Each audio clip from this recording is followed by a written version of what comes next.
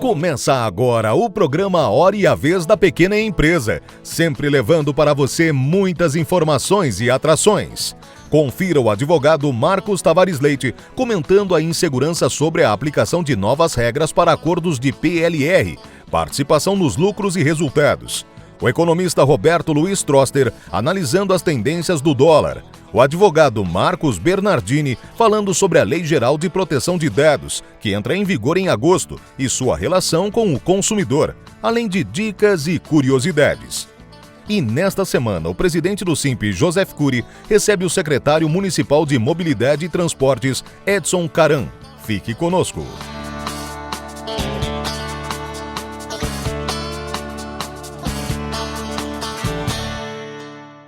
A medida provisória 905, que cria o contrato de trabalho verde e amarelo, traz também várias outras disposições em matéria trabalhista e já vem gerando controvérsia, inclusive em matéria tributária, principalmente no Conselho Administrativo de Recursos Fiscais, o CARF.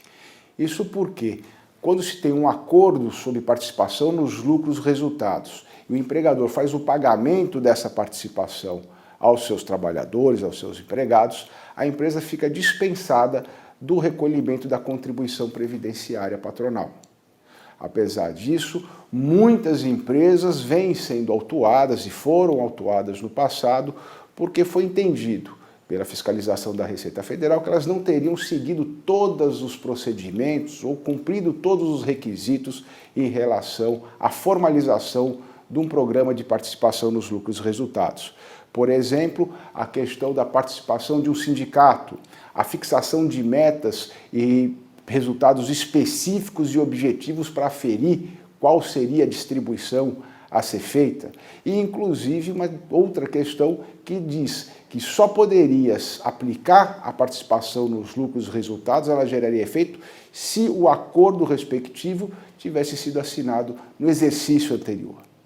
Na verdade, isso foram interpretações e criações. E que agora, a medida provisória, quando altera essa questão, este capítulo ou a lei específica sobre participação nos lucros e resultados, ela traz uma série de esclarecimentos, colocando que deve prevalecer o interesse das partes, procurando gerar maior segurança àqueles que celebram o acordo sobre participação e distribuição de lucros e resultados.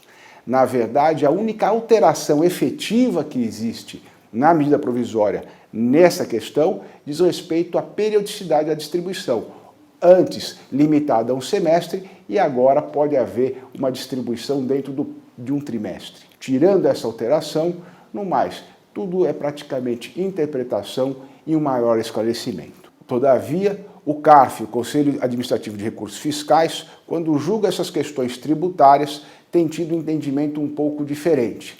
Ele entende que não se tratou simplesmente de um esclarecimento ou melhor interpretação da norma anterior, mas que haveria toda uma modificação no que diz respeito à legislação de participação nos lucros e resultados. Entende, inclusive, que ele não poderia ser aplicado àqueles contratos ou os acordos celebrados antes da eficácia da lei, 30 de novembro de 2019. E, além disso, entende que, ainda assim, para poder gerar efeitos neste exercício, deveria haver regulamentação por parte do Ministério da Economia. E aí, então, nós temos uma grande insegurança jurídica, tanto para o trabalhador, porque também sofre com a questão de recolhimentos e retenção de imposto de renda, como também para os empregadores, que têm outras obrigações fiscais. Em que momento que se pode celebrar ou em que termos se deve celebrar o acordo sobre participação nos lucros e resultados? Mesmo após 30 de novembro de 2019, estamos sujeitos já à medida provisória 905 ou depende ainda de alguma norma do Ministério da Economia? Além disso, nós estamos falando de uma medida provisória que agora, por ter sido prorrogada por mais 60 dias, poderá perder a sua eficácia em 20 de abril de 2020. A medida provisória ou o projeto de lei de conversão dessa medida provisória já conta com quase 2.000 propostas de emendas. E ainda assim, após a votação na Câmara dos Deputados, deve ser analisada pelo Senado Federal. Portanto, se ela perder vigência, se a medida provisória perde eficácia, como ficarão os acordos celebrados até agora? Tudo isso é uma questão muito importante. O Congresso Nacional tem que acelerar essa análise. A questão das empresas deve estar bastante atentas aos termos da lei e à fiscalização. E a Receita Federal também deve prestar bastante atenção na boa-fé do contribuinte e do empregador.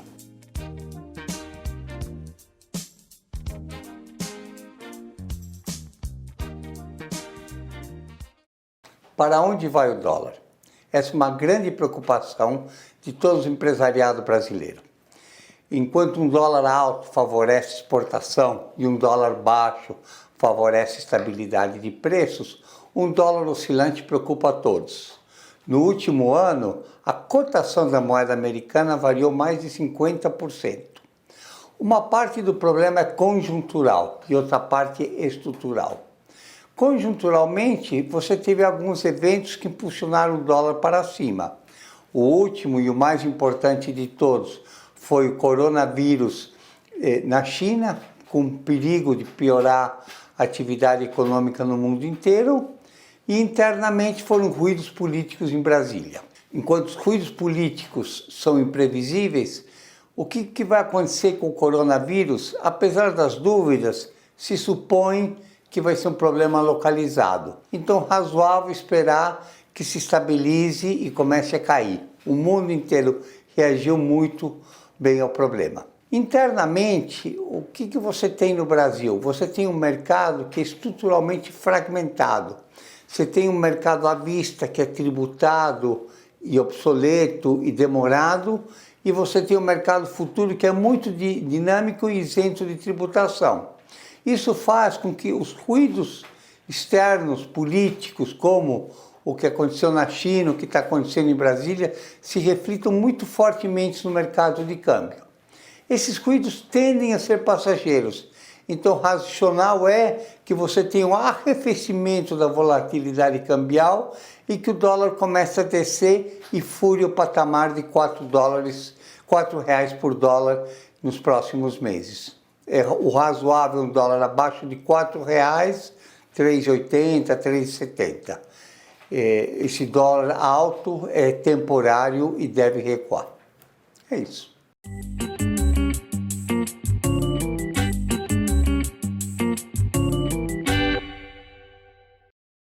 A Lei Geral de Proteção de Dados entra em vigor agora em agosto. Ela prevê, então, uma série de alterações necessárias e cuidados específicos que agora o comerciante, o empresário, ele deve adotar quando, então, ele trabalha com dados dos consumidores. 3 coisas são extremamente específicas e importantes nesta lei. A primeira delas é que agora o consumidor, ele, ao fornecer os seus dados, ele deve autorizar expressamente o empresário a adquirir esses dados, pegar esses dados e trabalhar com esses dados. E se for um dado considerado sensível, como por exemplo a religião, o sexo, a cor, o empresário ele deve ainda adotar um mecanismo de maior segurança, maior proteção ao consumidor. E ele deve autorizar expressamente o empresário a trabalhar com esses dados. Então, não pode simplesmente fornecer, mas seja de forma física ou virtual, ele deve, consumidor, autorizar o empresário a receber esses dados. Segunda coisa importante a se observar é que, obrigatoriamente, esses dados eles devem valer por determinado prazo, e o consumidor ele deve saber qual é esse prazo, ou seja, obrigatoriamente em determinado momento, daqui 6 meses, 1 ano, 2 anos, o empresário ele terá que descartar esses dados, ou seja, ele vai ter que apagar esses dados, ele não pode ficar com esse banco de dados infinitamente, ele vai ter então que encerrar, apagar, jogar fora, e o consumidor tem que saber qual é esse prazo. E o terceiro requisito importante a ser observado é que o consumidor ele tem que saber qual é o objetivo, por que a finalidade de estar fornecendo aqueles dados. Ou seja, é para cadastro simplesmente, é para emissão de um boleto, é para emissão de nota fiscal, é para um mail interno, para divulgação de algum tipo de produto. Ou seja, não importa o que seja, mas obrigatoriamente a finalidade, desde o início, deve ser passada ao consumidor. Observando então, pelo menos essas 3 situações e criando um mecanismo de segurança na tecnologia da informação, aí sim o empresário vai estar protegido e não vai correr o risco de ser multado ou pagar uma indenização. Importante que agora o empresário se atente e se adapte a essa nova realidade que entra em vigor a partir de agosto.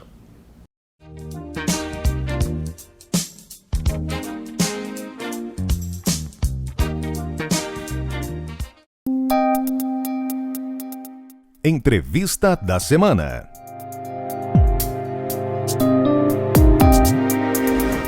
O nosso convidado de hoje é Edson Caran, secretário municipal de Mobilidade e Transportes. E hoje você vai saber muita novidade do que vem acontecendo em São Paulo, no município de São Paulo. Secretário, é um prazer tê-lo conosco. Prazer é todo meu, estamos à disposição. Vamos lá tentar desvendar algumas das dúvidas do pessoal. Muito obrigado. Existe uma modernidade que chama-se celular, existem multas, existe aumento de multas, etc. Isso é real? As multas vêm aumentando, etc? Não, as multas na cidade de São Paulo, elas vêm num sentido decrescente, ou seja, desde 2017, quando nós assumimos, a ordem foi acabar com a indústria da multa. Então, todos aqueles radares considerados radares pegadinhas, os radares móveis e a questão de sinalização indicando aonde tem radar ou não, os radares deixaram de existir e a sinalização foi reforçada. Com isso, nós estamos vindo num decrescente de multas. Já atingimos quase 18% no total de multas aplicadas no município de São Paulo, o que representa uma gama muito alta. Por quê?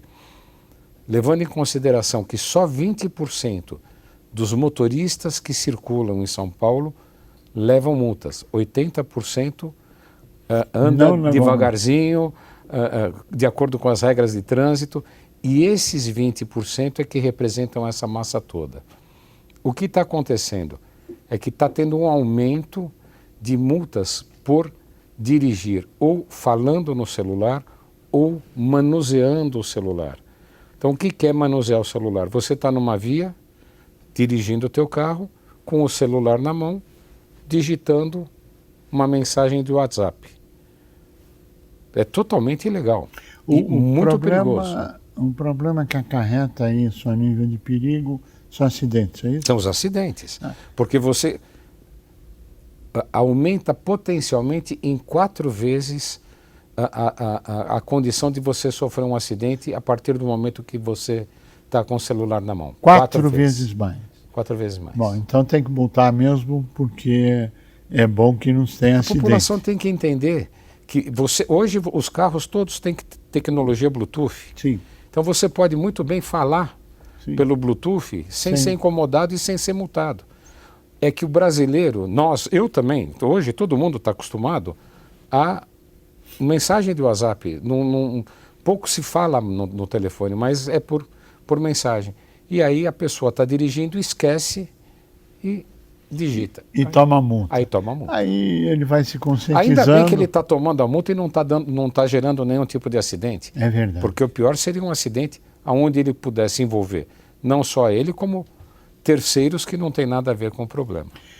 Agora, São Paulo, o município de São Paulo especificamente, tem feito mudanças muito grandes a nível de trânsito, mobilidade, enfim, mudanças que eu diria até bruscas no bom sentido.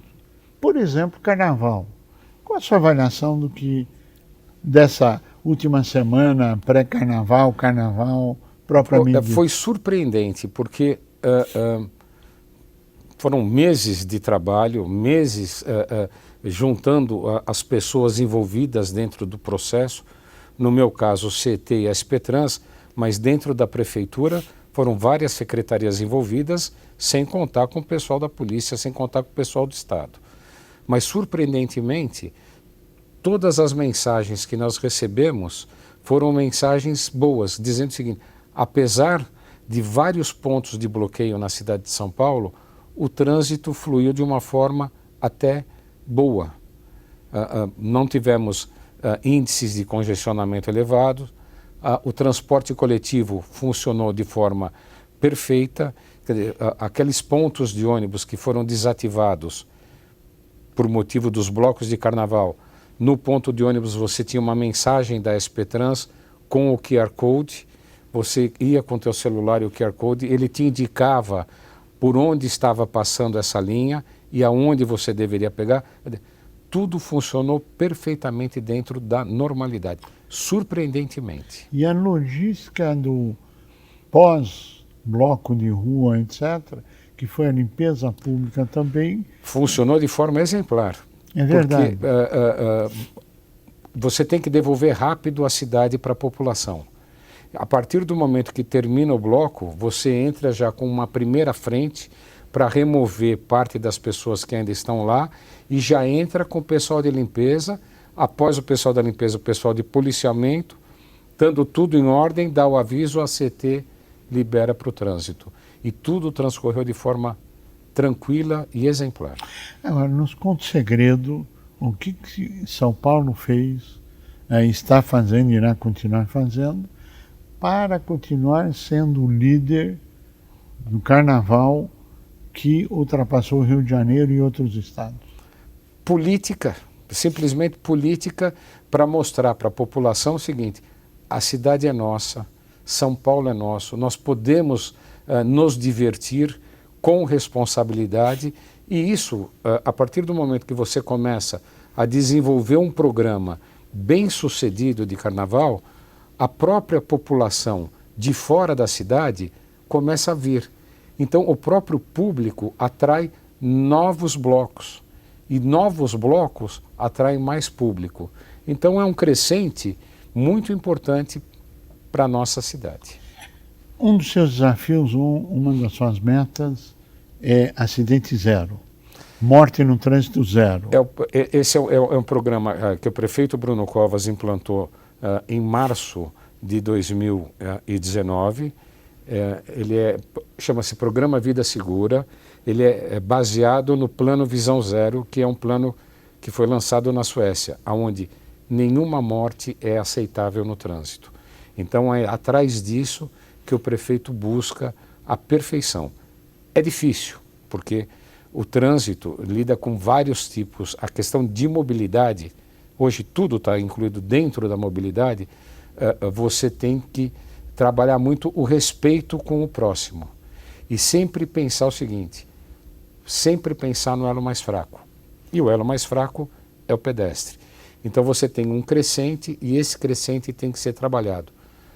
Essa questão das autuações de celular, digitando celular, ela está dentro do Plano Visão Zero. Nós temos campanhas publicitárias dizendo hoje não para quê? Para acidente e para morte. Não beber e dirigir, não falar no celular dirigindo, motociclista respeitar as leis de trânsito. É uma série de campanhas que estão aí sendo veiculadas, trabalhando nesse sentido. O prefeito Bruno Covas, ele assumiu um compromisso com a ONU de chegar até 2020, final de 2020, desse ano, com 6 mortes a cada 100 mil habitantes. É uma meta muito difícil de ser cumprida, mas é uma meta que nós estamos trabalhando com afinco para reduzir. Para você ter ideia, nós começamos o ano agora com 6,8 mortes a cada 100 mil habitantes. Hoje nós estamos com 6,5 mortes a cada 100 mil habitantes. E a ideia é reduzir. Em cima desse plano vem algumas ações. A retirada das motos da Marginal Expressa da Pinheiros, sim, no sentido Castelo Branco. Sim. Nós tivemos, o ano passado, 10 mortes na Marginal Expressa da Pinheiros, no ano de 2018.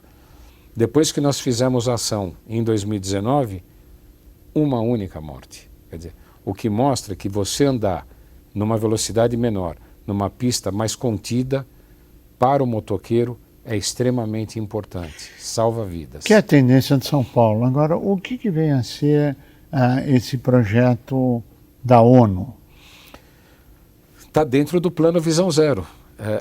A ONU, ela quer que em uma determinada época você atinja uma meta de 3 mortes a cada 100 mil habitantes. O que a ONU quer é o seguinte, que realmente ninguém morra em acidente de trânsito. Então, para isso, ela vai estipulando metas e nós que temos termos de compromisso assinado com eles, vamos atrás de conseguir alcançar. Agora vamos complicar um pouquinho mais. Vamos lá. Está existindo uma mudança nos critérios de contratação de ônibus, contratos que eram especiais, deixam de ser especiais.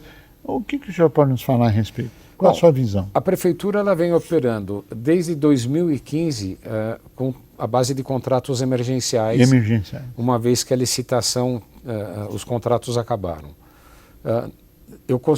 Nós conseguimos o ano passado publicar o novo edital e assinamos o ano passado todos os novos contratos para os permissionários, ou seja, hoje nós temos contratos firmados por 15 anos, o que garante para a população de São Paulo uma melhoria violenta no transporte coletivo.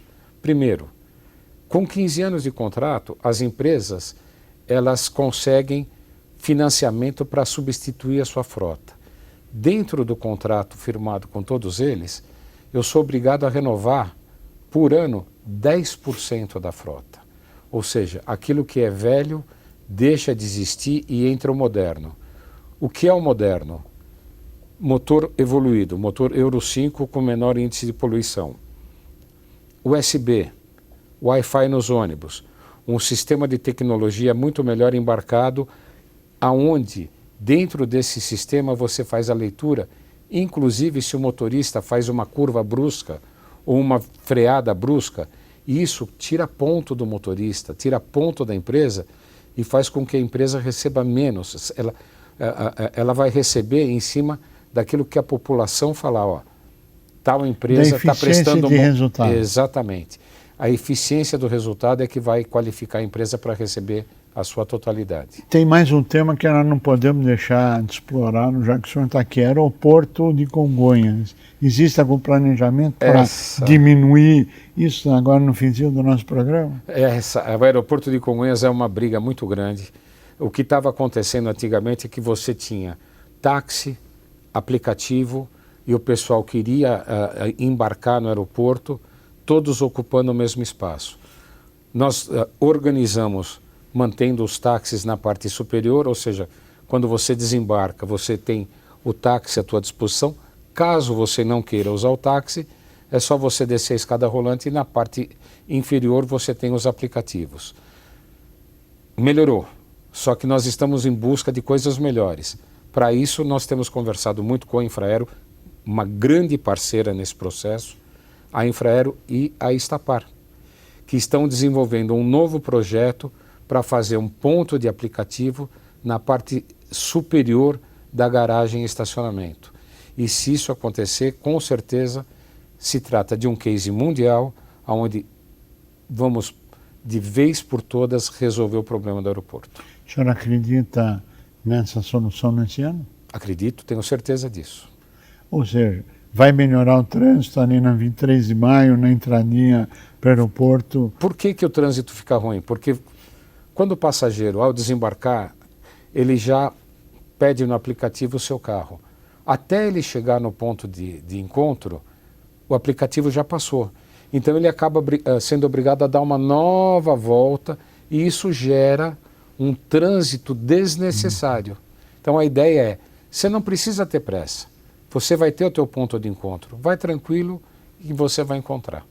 Secretário Edson Caran, nós agradecemos muito a sua participação, sucesso da empreitada, porque a melhoria da cidade, na mobilidade, etc., melhoria para todos nós. Desejamos pleno êxito em todas as iniciativas. Muito a você obrigado. Que esteve conosco, o nosso mais profundo agradecimento, com a certeza que estaremos juntos na semana que vem. Até lá!